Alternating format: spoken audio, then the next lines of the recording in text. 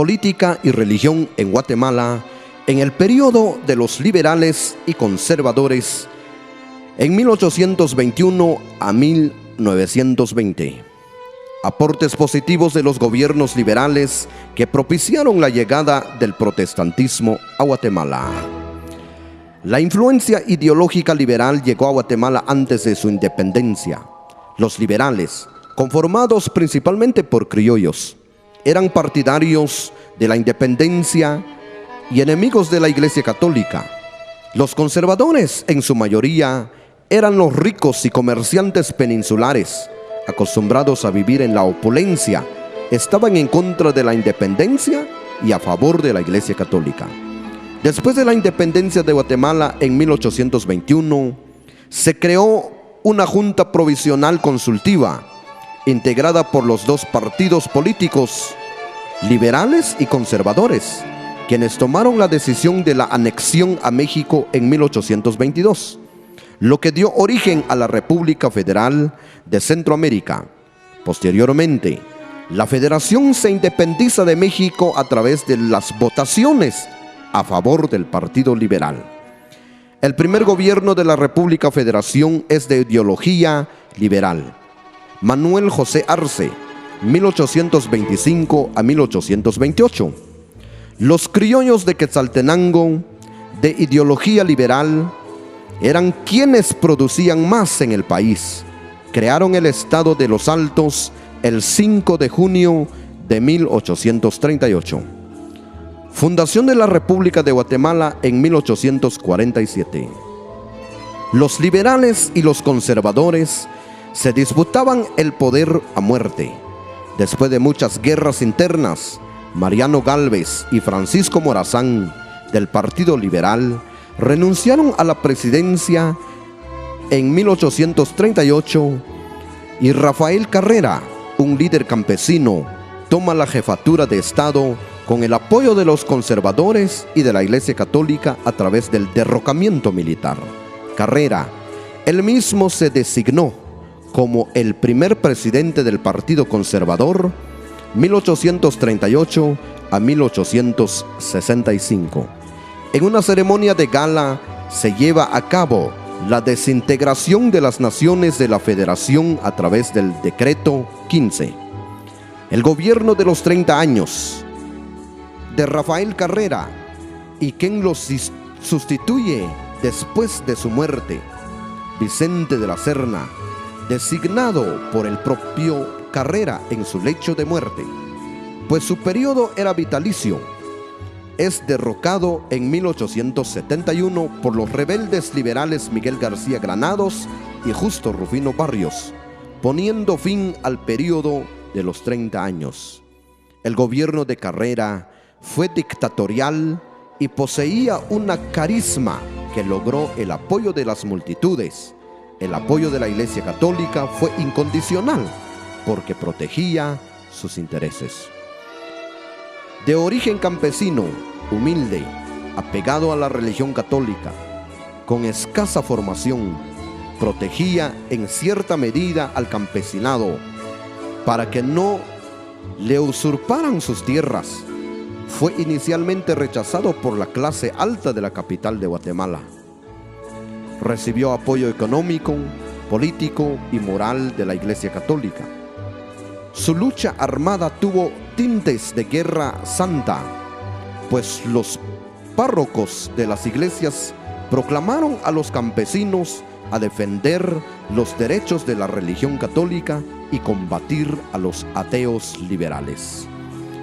El periodo de tiempo donde Justo Rufino Barrios decretó el cristianismo en Guatemala.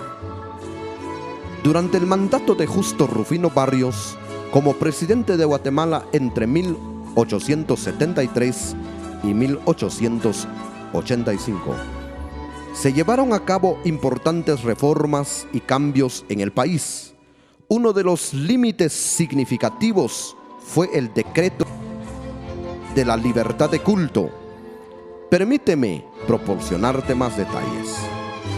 La libertad de culto, en marzo de 1873, se decretó que el clero secular estaría sujeto a las cortes civiles, marcando un cambio importante en la relación entre la Iglesia y el Estado.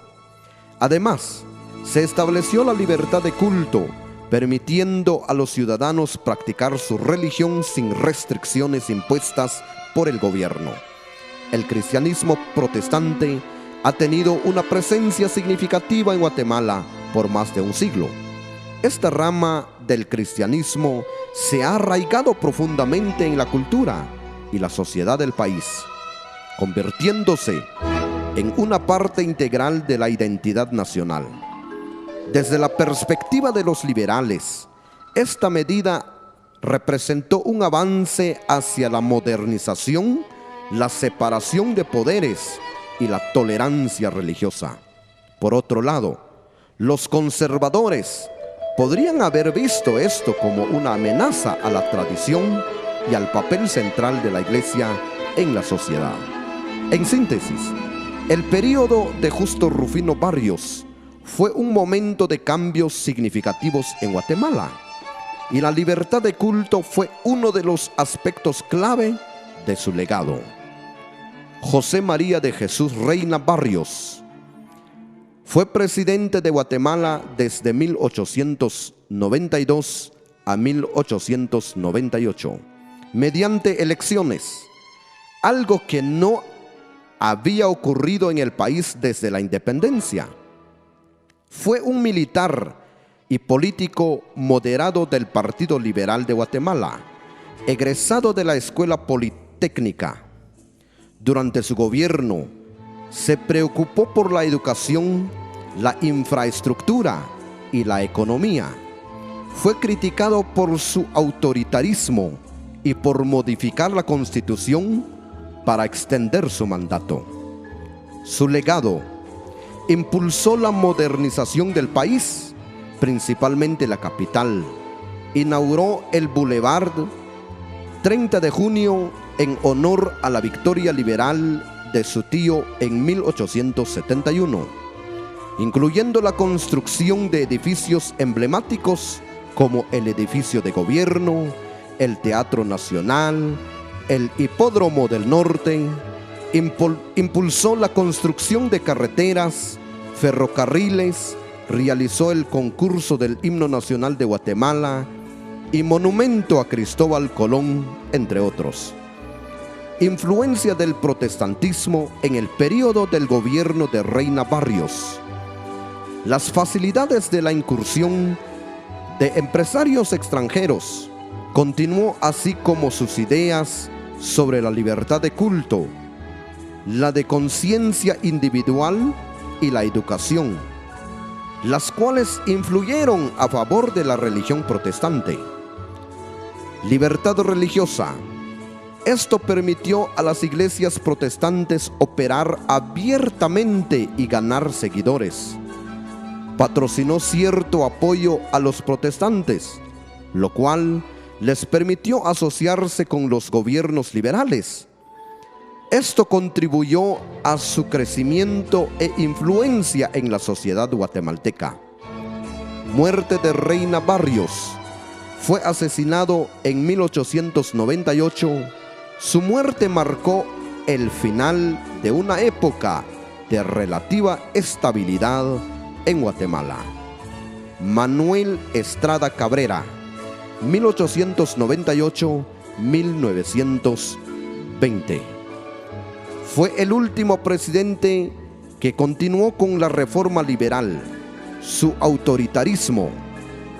Como dictador, creó un ambiente de miedo y terror generalizado en la población. Recibe grandes críticas en la novela de Miguel Ángel Asturias, en El Señor Presidente. Abrió las puertas del país a la inversión extranjera. Por lo tanto, se modernizó la agricultura a través de la industrialización, se incrementó el desarrollo económico del país por medio de las vías férreas, el cultivo del café y del banano, productos de exportación que generaban mayores ganancias. En conclusión, la política y la religión han dependido una de la otra desde tiempos ancestrales en el mundo y en especial en Guatemala.